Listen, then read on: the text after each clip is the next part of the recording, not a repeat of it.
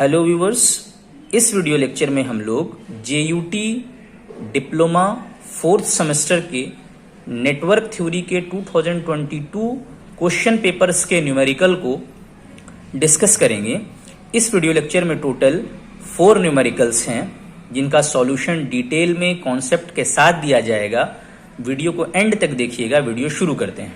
2022 के question paper को जब आप देखेंगे तो ट्रांजिएंट और फिल्टर्स का क्वेश्चन काफी इजी था। तो सबसे पहले क्वेश्चन नंबर 5 जो कि ट्रांजिएंट एनालिसिस से रिलेटेड है उसको हम लोग देखते हैं। इस क्वेश्चन में कहा जा रहा है कि स्विच पहले से क्लोज था, एट t=0 पर सडनली ओपन कर दिया गया।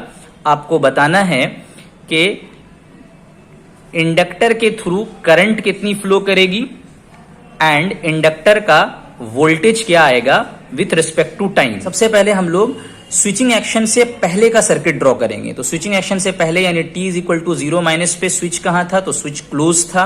और हम जानते हैं कि इंडक्टर डीसी के लिए स्टेडी स्टेट में, फाइनल स्टेट में शॉर्ट सर्किट की तरह बिहेव करता है।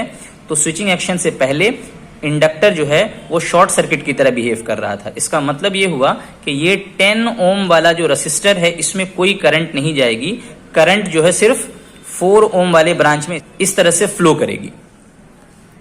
तो इसका मतलब यह है कि हम आसानी से स्विचिंग एक्शन से पहले की करंट को, इंडक्टर के थ्रू जो करंट फ्लो कर रही थी स्विचिंग एक्शन से पहले, उसको हम कैलकुलेट कर सकते हैं। उसका वैल्यू हो जाएगा IL 0 - 12 डिवाइडेड बाई 4 = 3 एम्पेयर।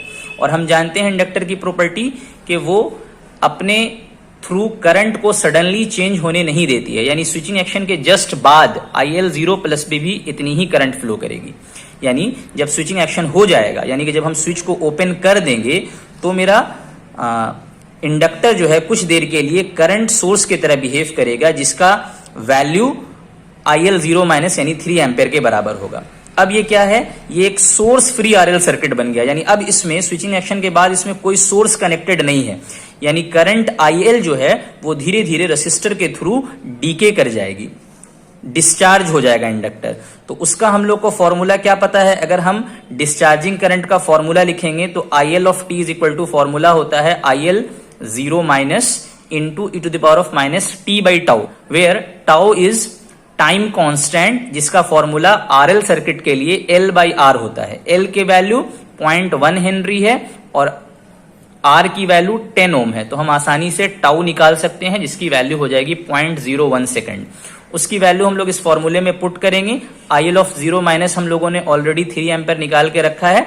यानी जब आप सिंप्लीफाई करिएगा तो IL of t यानी इंडक्टर के थ्रू जो डिस्चार्जिंग करंट होगी वो 3 × e⁻⁻100t हो जाएगी एम्पेयर्स में। अब हमको बोला जा रहा है कि वोल्टेज ड्रॉप भी निकालिए। तो वोल्टेज ड्रॉप का फॉर्मूला क्या होता है, L × di/dt होता है। तो हम लोग उस फॉर्मूले पे पुट कर देंगे। L का वैल्यू होता है 0.1, डिफरेंशिएशन ऑफ दिस इक्वेशन, तो 3 × e⁻100t करेंगे। जब आप इसको सिंप्लीफाई करेंगे तो आपका वैल्यू आ जाएगा -30 e⁻100t वोल्ट्स। यहां पर नेगेटिव साइन क्यों आया है, क्योंकि इंडक्टर अपनी पोलैरिटी चेंज करता है। जब स्विचिंग एक्शन नहीं हुआ था तो इंडक्टर चार्ज हो रहा था और उस वक्त में इसकी पोलैरिटी +2- थी। लेकिन जैसे ही स्विचिंग एक्शन हो चुका होगा और ये एक करंट सोर्स की तरह बिहेव करेगा तो ये अपनी पोलैरिटी चेंज कर लेता है, माइनस+ हो जाता है। करंट यहां से ओरिजिनेट होकर इस तरह से रेसिस्टर के थ्रू डिस्चार्ज करने लगती है। तो इसी वजह से पोलैरिटी चेंज होने की वजह से यहां पर नेगेटिव साइन आ रहा है। ये नेगेटिव साइन शो कर रहा है कि इंडक्टर ने अपनी पोलैरिटी चेंज की है। सो इस तरह से ये पहले न्यूमेरिकल का सॉल्यूशन था, न्यूमेरिकल नंबर 5 का, जो कि काफी आसान था। अब हम लोग बात करेंगे इससे भी आसान न्यूमेरिकल, जो कि हाई पास फिल्टर से रिलेटेड था। आपको हाई पास फिल्टर डिजाइन करने के लिए बोला जा रहा है T and pi both configuration में, जिसकी cut off frequency FC = 2 kilohertz है और R0 की वैल्यू 300 ओम ये गिवन है क्वेश्चन में। तो हम लोगों को पता है कि अगर हम लोगों को हाई पास फिल्टर डिजाइन करना है तो उसके डिजाइन कंपोनेंट L और C का वैल्यू हमको कैलकुलेट करना पड़ेगा। हाई पास फिल्टर के केस में L की वैल्यू R0/4πfc होती है और C की वैल्यू 1/4πR0fc होती है। तो जब इसको हम लोग, सब चीज हमको गिवन है, R0 की वैल्यू 300 है, FC की वैल्यू 2 × 10³ है, किलो में है। तो जब हम इसको सॉल्व करेंगे तो L की वैल्यू 11.94 मिली हेनरी आ जाएगी। और जब हम लोग कैपेसिटर के लिए सॉल्व करेंगे, सारी वैल्यूज को पुट करके 1 डिवाइडेड बाई 4 पाई, R0 की वैल्यू 300, FC की वैल्यू 2 किलो हर्ट्ज, तो जब हम सॉल्व करेंगे तो इसकी वैल्यू आ जाएगी 13.26 माइक्रोफैराड। और आप जानते हैं कि जब आपको हाई पास फिल्टर डिजाइन करना होता है तो कैपेसिटर को सीरीज आर्म में कनेक्ट किया जाता है और इंडक्टर को शंट आर्म में कनेक्ट किया जाता है। तो ये टी कॉन्फ़िगरेशन हो गया और ये पाई कॉन्फ़िगरेशन हो गया। दोनों ही में सीरीज में कैपेसिटर रहेगा और शंट आर्म में इंडक्टर रहेगा। और यहां पर 2C क्यों लिखते हैं? जब इसका इक्विवेलेंट निकालेंगे हम लोग तो सीरीज के केस में कैपेसिटर का इक्विवेलेंट क्या हो जाता है? C1 into C2 divided by C1 plus C2, तो ओवरऑल हाफ हो जाएगा यानी C बचेगा। और उसी तरह से जब इसका पैरेलल में इक्विवेलेंट निकालेंगे तो L1 into L2 divided by L1 plus L2 वाला फॉर्मूला लगाइएगा तो ये भी हाफ होके L बच जाएगा। यानी इक्विवेलेंट जो आना चाहिए वो C और L आना चाहिए, इसीलिए यहाँ पे 2C लिखा गया है और यहाँ पे 2L लिखा गया है। तो ऑलरेडी हम लोग L निकाले हुए हैं, ऑलरेडी हम लोग C निकाले हुए हैं। यहाँ पर 2C करके यहाँ पर वैल्यू पुट कर देना है, L एज इट इज रहेगा। यहाँ पर 2L करके वैल्यू पुट कर देना है, C एज इट इज रहेगा।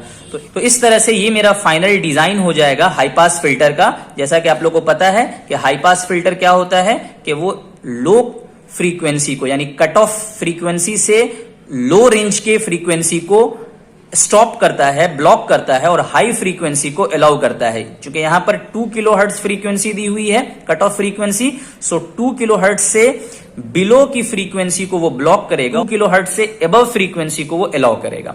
सो ये सबसे आसान न्यूमेरिकल था, इसके लिए भी आपको 16 मार्क्स मिलेगा। अब हम लोग न्यूमेरिकल नंबर 3 जो कि सुपरपोजिशन से रिलेटेड था उसको डिस्कस करेंगे। देखिए, कहने को तो ये सुपरपोजिशन थ्योरम है, इसमें कोई डिपेंडेंट सोर्स नहीं है, तो ये 3rd सेमेस्टर का टॉपिक होना चाहिए था, लेकिन थोड़ा कॉन्सेप्चुअल है। हम लोग जानते हैं सुपरपोजिशन थ्योरम से हमको ये वाली करंट निकालनी है, करंट थ्रू 3 ओम ब्रांच। तो हम लोगों को क्या करना पड़ेगा? एट ए टाइम एक सोर्स को एक्टिव करना पड़ेगा। तो सपोज हम लोग 7 वोल्ट के वोल्टेज सोर्स को पहले ऑन कर रहे हैं और इसको डीएक्टिवेट करने के लिए करंट सोर्स को हम लोग ओपन सर्किट कर दे रहे हैं, तो ये वाली ब्रांच ओपन हो जाएगी। तो मेरा सर्किट जो है न्यू सर्किट इस तरह से बनेगा। तो इसमें अब हमको ये वाली करंट निकालनी है। डायरेक्शन को आसानी से समझने के लिए हम लोग यहाँ पर ए और बी का नाम दे दिए हैं।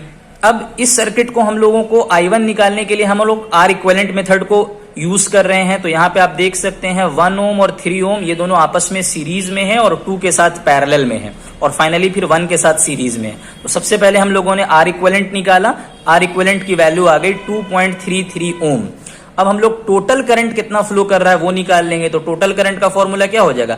सर्किट में जो मेरा सप्लाई है वो 7 वोल्ट का है डिवाइडेड बाय R इक्विवेलेंट, तो उसकी वैल्यू आ जाएगी 3 एम्पियर। यानी कि इस सर्किट में टोटल करंट जो फ्लो कर रही है जब सिर्फ एक सोर्स काम कर रहा है तो वो 3 एम्पियर है। अब हम लोगों को ये वाली करंट निकालनी है, करंट थ्रू 3 ओम। तो I1 उसको हम लोग मान ले रहे हैं, तो I1 की वैल्यू हम लोग आसानी से निकाल सकते हैं करंट डिवीजन फॉर्मूला से। यहां से टोटल 3 एम्पियर का करंट आएगा, कुछ करंट यहां जाएगी, कुछ करंट यहां जाएगी, यहां तो फिर टोटल 3 एम्पियर हो ही जाना है। तो हम लोग करंट डिवीजन लगाएंगे। तो करंट डिवीजन क्या कहता है? Opposite branch, total current into opposite branch. तो टोटल करंट 3 था, अपोजिट में 2 था, वो लिख दिए बाई टोटल। तो 1 3 2 इसको नहीं लेंगे क्योंकि यहां तो टोटल करंट चली जाएगी। हम लोगों को करंट डिवीजन बस यहां पे हो रहा है, ये एक पाथ है और ये एक पाथ है। तो हम लोग यहां पे लिखेंगे 1 + 3, ये एक पाथ हो जाएगा, +2 यानी कि टोटल 3 इंटू 2 डिवाइडेड बाई 1 + 3 + 2 हो जाएगा। जब आप सॉल्व करेंगे तो 1 एम्पियर की करंट फ्लो करेगी और उसका डायरेक्शन होगा A से B की तरफ। अब मेन कॉन्सेप्चुअल बात है कि जब हम सर्किट में वोल्टेज सोर्स को डीएक्टिवेट करके करंट सोर्स को एक्टिवेट करेंगे तो कितना करंट फ्लो करेगी, करंट थ्रू 3 ओम क्या होगी, जिसको हम लोग I2 मान रहे हैं। हमको I2 निकालना है, ये वाला करंट हमको निकालना है। हम लोग इसके लिए सर्किट को मॉडिफाई करेंगे। तो हम लोग कुछ नाम दे दे रहे हैं, ए और बी नाम तो पहले से दिया हुआ था, इस पॉइंट का नाम हम सी दे दे रहे हैं। और चूंकि ये यहां से लेके यहां तक शॉर्ट हो गया है, वोल्टेज सोर्स को हम लोगों ने डीएक्टिवेट करने के लिए शॉर्ट किया है, तो अगर ये सी है तो इसका भी उतना ही पोटेंशियल होगा, इसको भी हम लोग सी मान ले रहे हैं। तो अगर हम सर्किट को रीड्रॉ करना चाहें तो देखिए ए और सी के बीच में कौन कौन सा मेरा कंपोनेंट है। सबसे पहले तो 7 एम्पियर का करंट सोर्स है, उसको ड्रॉ करेंगे। फिर 2 ओम का रेसिस्टर है, उसको ड्रॉ करेंगे। ये दोनों आपस में सीरीज में था, ए और सी के बीच में ये कनेक्ट कर लिए। फिर देखिए यहाँ पे ए और सी के बीच में एक 1 ओम का रेसिस्टर भी है, तो इस तरह से हम लोग 1 ओम का रेसिस्टर भी ए और सी के बीच में कनेक्ट कर दिए। तो इधर का काम हो गया। अब ए और बी के बीच में 3 ओम है, तो यहां पर हम कुछ बी पॉइंट मान ले रहे हैं। ए और बी के बीच में 3 ओम को कनेक्ट कर दिए। अब यहां पे देखिए बी और सी के बीच में 2 ओम भी है और इधर से बी और सी के बीच में 1 ओम भी है, तो यानी बी और सी के बीच में 1 ओम और 2 ओम ड्रॉ कर लिए। ये दोनों आपस में पैरेलल में रहेगा, तो इसका हम लोग आसानी से आर इक्विवेलेंट निकाल देंगे। 2 × 1 डिवाइडेड बाई 2 + 1 यानी 2/3 ओम हो जाएगा। अब इस सर्किट को हम लोग फिर से रीड्रॉ किए हैं, कुछ नहीं किए हैं, बस ये दोनों का आर इक्विवेलेंट लिख दिए हैं।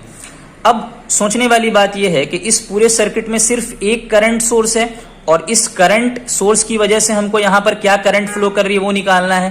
तो करंट डिवीजन लगाएंगे हम लोग। कुछ करंट यहां तक तो टोटल करंट आएगी 7 एम्पियर पूरा का पूरा यहां तक आएगा, क्योंकि कोई करंट डिवाइड नहीं हो रहा।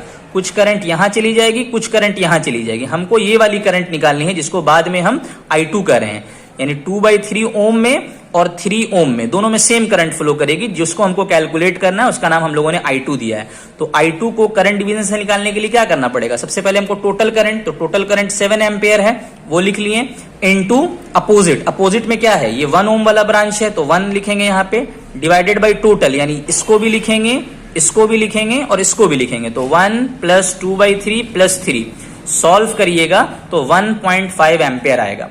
यानी current due to 7 ampere current source is from B to A. इससे पहले जो हम लोगों ने निकाला था वो ए टू बी था और 1 एम्पियर था।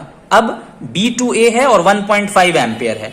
तो जब हम लोग सुपरपोजिशन थ्योरम अप्लाई करते हैं तो सुपरपोजिशन थ्योरम क्या कहता है कि total response is equal to algebraic sum of individual responses. तो अलजेब्राइक रिस्पॉन्स का मतलब क्या हुआ कि आपको डायरेक्शन को कंसिडर करते हुए ऐड या सब्ट्रैक्ट करना। चूंकि दोनों करंट का डायरेक्शन अपोजिट है तो हम लोग सब्ट्रैक्ट करेंगे। बड़ा कौन है? I2 बड़ी है, तो हम लोग नेट करंट निकालने के लिए I2 में से I1 को घटा लेंगे, यानी कि 0.5 एम्पियर का करंट फ्लो करेगा टोटल सर्किट में। यानी करंट का जो डायरेक्शन होगा वो B to A हो जाएगा। तो इसका मतलब है कि टोटल रिस्पॉन्स जो होगा 7 वोल्ट और 7 एम्पियर के करंट सोर्स के लिए वो इस डायरेक्शन में, यानी कि यहाँ B था, यहाँ A था, B से A की तरफ 0.5 एम्पियर की करंट फ्लो करेगी। अब न्यूमेरिकल नंबर 4 में हम लोगों को T पैरामीटर कैलकुलेट करने के लिए कहा गया है। तो यहाँ पर क्वेश्चन सेट करने वाले ने थोड़ा सा ट्रिक अपनाया है। हालांकि आमतौर पर T पैरामीटर आपको टेक्स्ट बुक में नहीं मिलेगा। जब आप इंटरनेट पे सर्च करेंगे तो T पैरामीटर ट्रांसमिशन पैरामीटर या ABCD पैरामीटर को ही बोला जाता है, ठीक है। जनरल सर्किट पैरामीटर भी इसको बोलते हैं। So they have asked T parameter, तो हम लोगों को इसका निकालना है। अब सर्किट में कैपेसिटर दिया हुआ, तो जब कैपेसिटर या इंडक्टर न्यूमेरिकल में दिया रहेगा तो आपको एस डोमेन में काम करना। और हम जानते हैं कि एस डोमेन में यानी फ्रीक्वेंसी डोमेन में कैपेसिटर के लिए हम लोग 1/CS लिखते हैं, इंडक्टर के लिए हम लोग S × L लिखते हैं, और रेसिस्टर चूंकि इंडिपेंडेंट ऑफ फ्रीक्वेंसी होता है तो वो एज इट इज रहता है। तो एस डोमेन में हम लोग फिर से सर्किट को रीड्रॉ करेंगे।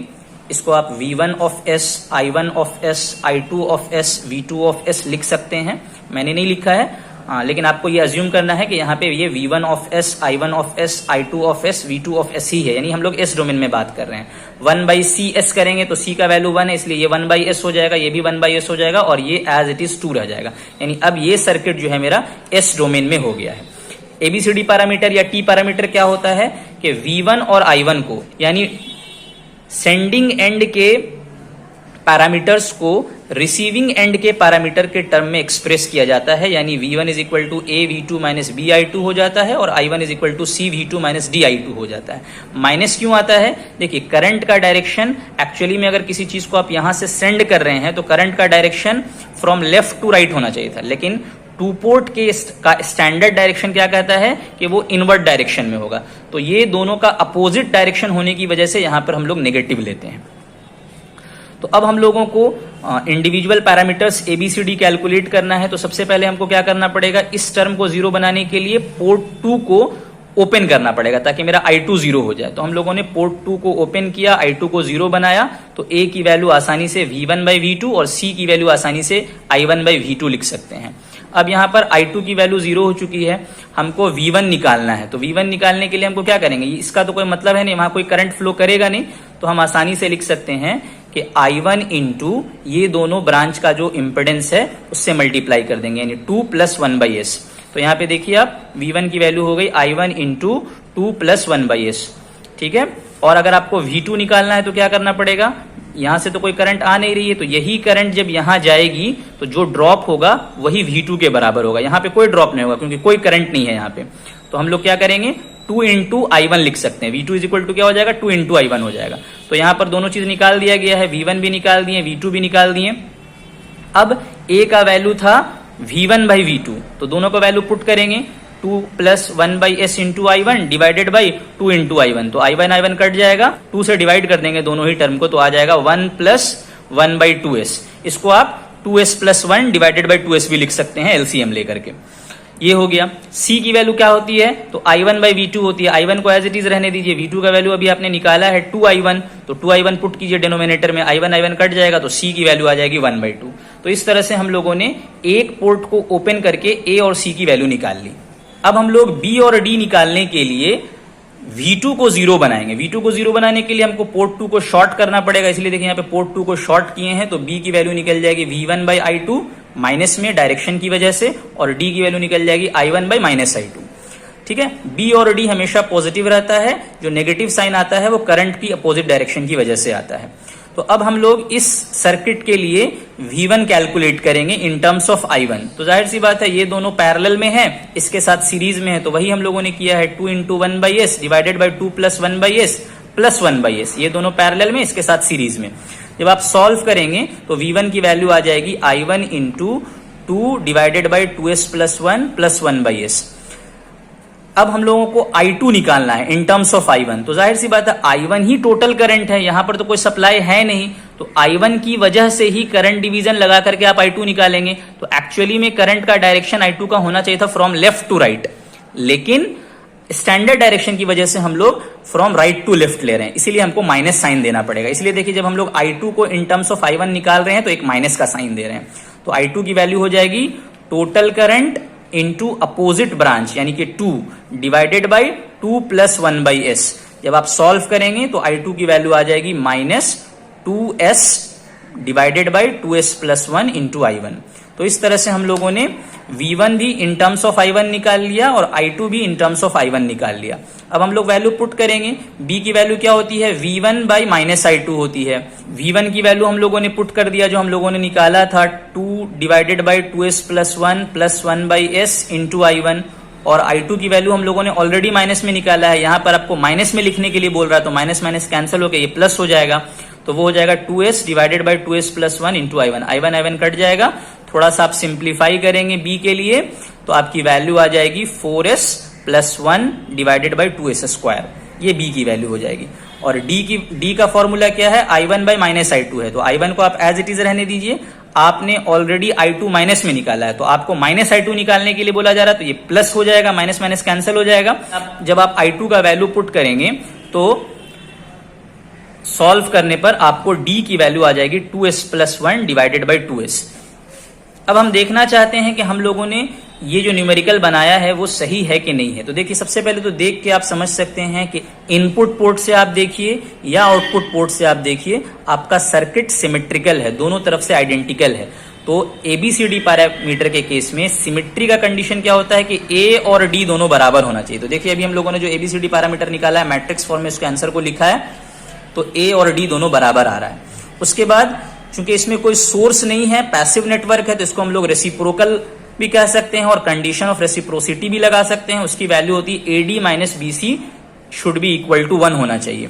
तो हम लोग क्या करेंगे, A और D को मल्टीप्लाई करेंगे, फिर B और C को मल्टीप्लाई करेंगे, दोनों का डिफरेंस निकालेंगे। जब आप दोनों का डिफरेंस निकालिएगा तो 1 आ जाएगा। तो इसका मतलब है कि जो हम लोगों ने आंसर बनाया है वो सही है। तो हम उम्मीद करते हैं कि ये वीडियो लेक्चर आपको इन्फॉर्मेटिव लगा होगा, आपको समझ में आया होगा चारों numerical. Okay then, thank you for today.